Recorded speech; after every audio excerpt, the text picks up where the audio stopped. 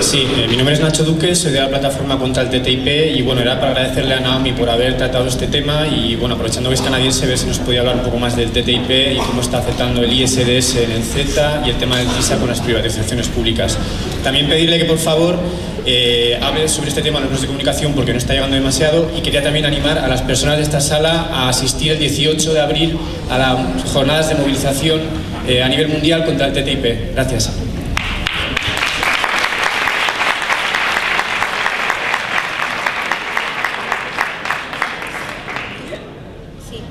No, perdone, le había dicho a él, a usted no le ha tocado, lo siento.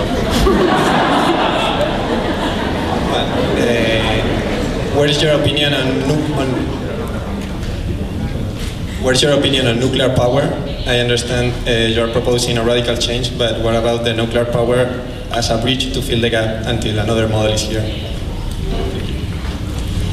Después, ¿no hubo otra persona por ahí atrás? Sí, usted. Mi pregunta es, considerando que el cambio climático es un fenómeno a escala geológica... Pero espere, se me ha colado una persona que no era. Lo siento. Era usted, ¿no? Sí. No, pero es que como solamente son 5, si me salto alguna ya no caben las 5 que dije. Lo siento, de verdad, me da mucha rabia.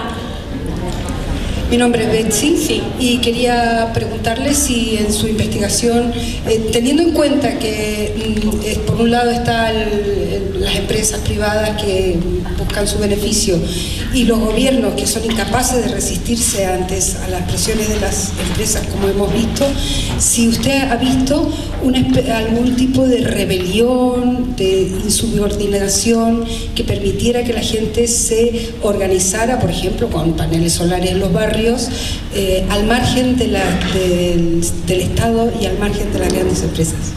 Vale. Ahora tocaría por aquí. Ahí.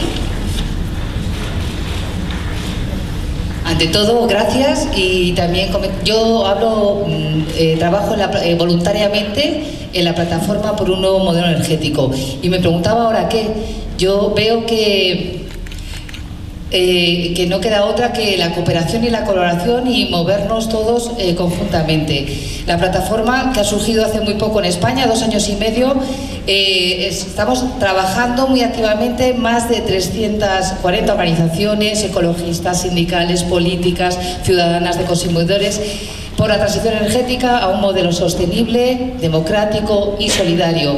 Y pedirte el favor que nos conectes con otros movimientos similares en el planeta, porque no queda otra que nada va a cambiar si una ciudadanía activa no empuja el cambio. Y comentar a la compañera que estamos organizando campañas de desobediencia civil en torno a la energía solar y otras muchísimas cosas. Prepararos a una gran campaña del 14 de abril, que es sorpresa, y esperamos que participéis. Vale, y había una última palabra. Gracias. Mi nombre es Luis, también soy miembro de la plataforma por un nuevo modelo energético.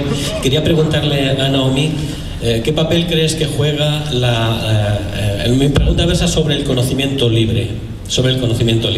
¿Qué papel crees que juega la propiedad del conocimiento en consolidar ese poder de las multinacionales que evita la transferencia de tecnología, que consolida el poder de las multinacionales farmacéuticas y evita que los países donde las multinacionales entran pues queden sometidos a sus designios, ¿no? ¿Qué papel juega la ausencia del conocimiento libre como un hecho aceptado universalmente? Muy bien, pues ya hemos cubierto los 5 turnos que podíamos asumir. Siento que no puedan ser más y si te parece, pues contestas. Sorry for everybody who hasn't had a chance to ask their questions. I think Yayo's done an amazing job of moderating this, and I hope we can continue the conversation and maybe online. I have a website, by the way, thischangeseverything.org, that we are trying to create a space where this conversation can continue. My husband, Avi Lewis, is here, who's a filmmaker, and we made a film together in 2004 called La Toma, about Argentina's occupied factories. And now, as I've been writing this book, Avi has been making a documentary film that's very much focused on the movements and the alternatives. And that film is going to be out in a few months. And we're hoping that it'll really be an effective tool for movements. And also, so we have this website that has a blog which is written by different people involved in the movement. So I invite any of you who are working on real alternatives that you want to popularize and get the word out to other places, because I think some very exciting things are happening here in Spain. To use that space, we can may be able to help with translation, and it's also a space where you can learn about other projects around the world. We have a special part of the website called Beautiful Solutions, and it's precisely that. It's examples of these types of with a particular emphasis on the commons, on forms of ownership that are not state and are not private, but are really a new form of ownership in energy, in water, in agriculture, and we want to improve this space. So. Let's start there. The role of copyright, I think it is important. It always breaks my heart as a writer that within the capitalist system, when it takes 5 years to write a book and you have to pay a team of researchers, it's not possible to just make it free.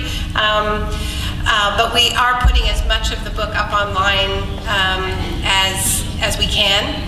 And we'll continue to do that. I was very excited that The Guardian, this is an example of the ability for people to declare a crisis, not just leaders. The editor of The Guardian, Alan Rusbridger, has been editing The Guardian for 20 years, and he is stepping down this summer. And a couple of months ago, he had a conversation with my friend Bill McKibben, who's the founder of 350.org, and it made Alan realize that in his 20 years of being editor of The Guardian, he had kind of missed one of the most important story of our time, which is climate change.